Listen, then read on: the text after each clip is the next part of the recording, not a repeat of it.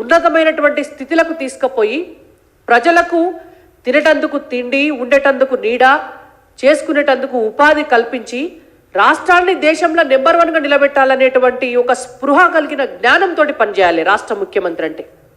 అది ఏ పార్టీ వాళ్ళన్నా కానీ. కాంగ్రెస్ పార్టీ అధికారంలోకి వచ్చి రేవంత్ రెడ్డి గారు ముఖ్యమంత్రి అయినాడు.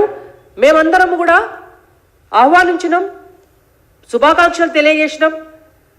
ఈ రాష్ట్రాన్ని ముందుకు తీసుకుపోవాలి. కేంద్రంలో ఉన్నటువంటి భారతీయ జనతా పార్టీ ఎట్లయితే దేశాన్ని ముందుకు తీసుకుపోతుందో బీజేపీ సహకారంతో వాళ్ళ రాష్ట్రంలో కూడా అభివృద్ధి ఫలాలు ప్రజలకు అందించేటట్టుగా ఒక సహృద్భావ వాతావరణంలో, సామరస్య వాతావరణంలో తెలంగాణను ముందుకు తీసుకుపోవాలి అని శుభాకాంక్షలు తెలియజేసినాం. తెలంగాణ ప్రజలు కూడా అదే కోరుకున్నారు. గతంలో ఉద్యమాలు చేసి తీసుకొచ్చినటువంటి తెలంగాణలో ఒక 10 సంవత్సరాల కాలం నియంత పాలన రాజ్యం వెళితే, ఒక కుటుంబ పాలన రాజ్యం వెళితే, ఒక ఆల్టర్నేటివ్గా ఇంకొక గవర్నమెంట్ వచ్చింది, వాళ్ళన్న మంచిగా చేస్తారు కావచ్చు అని ప్రజలు భావించారు. కానీ ఇవాళ తీవ్రవాదుల పాలన వచ్చినట్టు అయింది తెలంగాణ రాష్ట్రంలో. ఉగ్రవాదులా మీరేమన్నా? తెలంగాణ కాంగ్రెస్ అఫీషియల్ అకౌంట్లో పెట్టినటువంటి మీకు వీడియో చూపిస్తాను నేను ఇవాళ.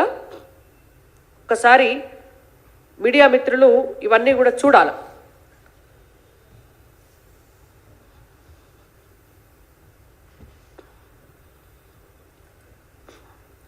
తెలంగాణ కాంగ్రెస్ అఫీషియల్గా పెట్టినటువంటి వీడియో.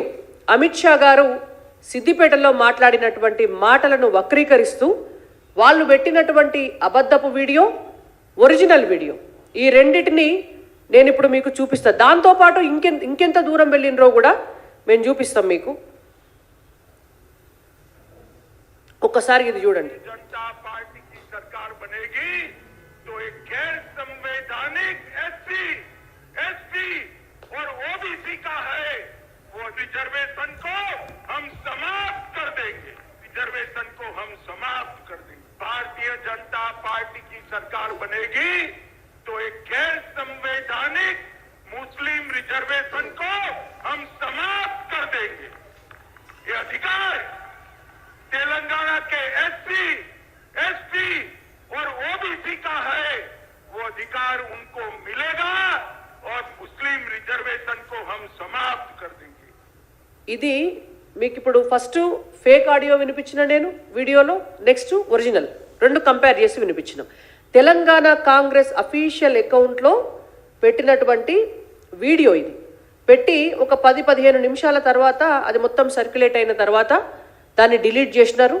మేము పోలీస్ స్టేషన్లో ఎఫ్ఐఆర్ కేసు ఫైల్ చేస్తే ఎఫ్ఐఆర్ రిజిస్టర్ కూడా చేసినారు.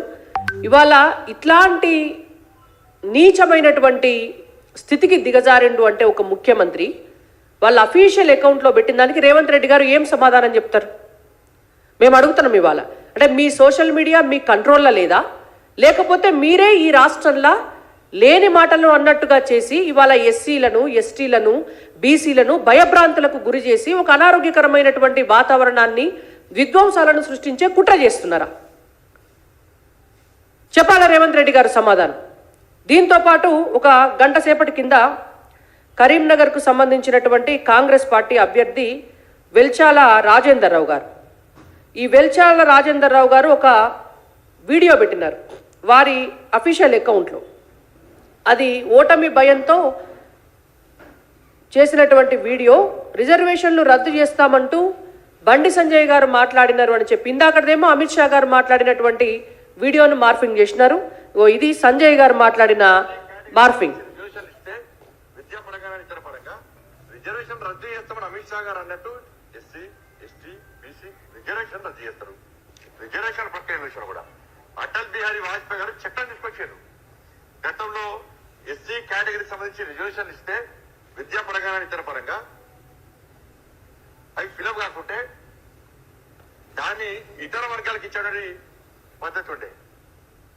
లేదు వాళ్ళకు చెందాల్సిన రిజర్వేషన్లు వాళ్ళకే పక్కా చెందాల్సిందే అని చెప్పి అటల్ బిహారీ వాజ్పేయి చట్టం తీసుకొచ్చినటువంటి విషయాన్ని కాంగ్రెస్ పార్టీ గుర్తుంచుకోవాలి.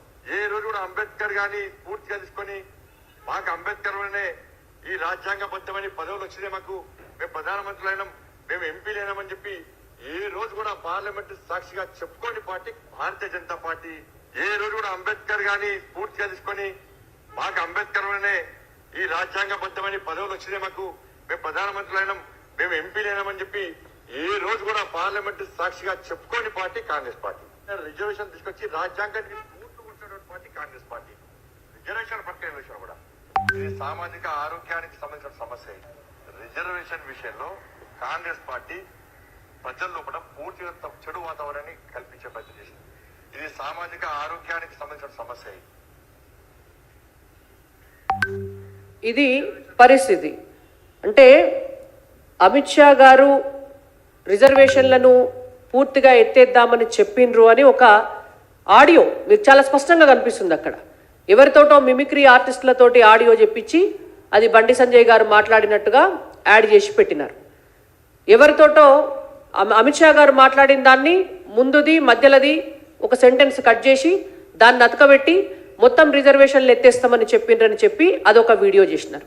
అంటే ఇవాళ వెల్చాల రాజేందర్ రావు గారు కాంగ్రెస్ పార్టీ అభ్యర్థి, మరి అది కాంగ్రెస్ వారి అఫీషియల్ అకౌంటు. మరి దీని పట్ల కూడా కాంగ్రెస్ పార్టీ ఏం సమాధానం చెప్తుంది?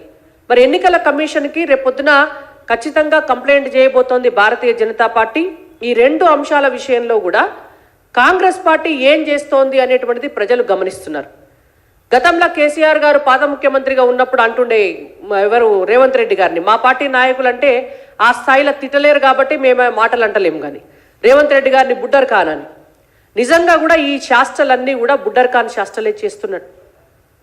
ఒకసారి ముఖ్యమంత్రిగా అవకాశం వస్తే ఇక అది కోతికి కొబ్బరి చిప్ప దొరికినట్టు ఈ షర్టు మీదకి వెళ్ళి ఆ షర్టుకు, ఆ షర్టు మీదకి వెళ్ళి ఈ షర్టు మీదకి దునుకుడే దానికి లక్ష్యం ఉంటుంది తప్ప మరి కొబ్బరి చిప్ప దొరికింది దీన్ని ఏదైనా మంచిగా వాడదాం, నేను దీన్ని 10 మందికి పెడదామనే ఆలోచన కోతికి ఎప్పుడు ఉండదు. ఆయనతో చిప్పలు ముక్కలు చేసి మందినెత్తి మీద పడేస్తాయి అన్నట్టు. ఇవాళ ఈ బుడ్డర్ ఖాన్ కూడా గదే చేస్తున్నాడు. భారతీయ జనతా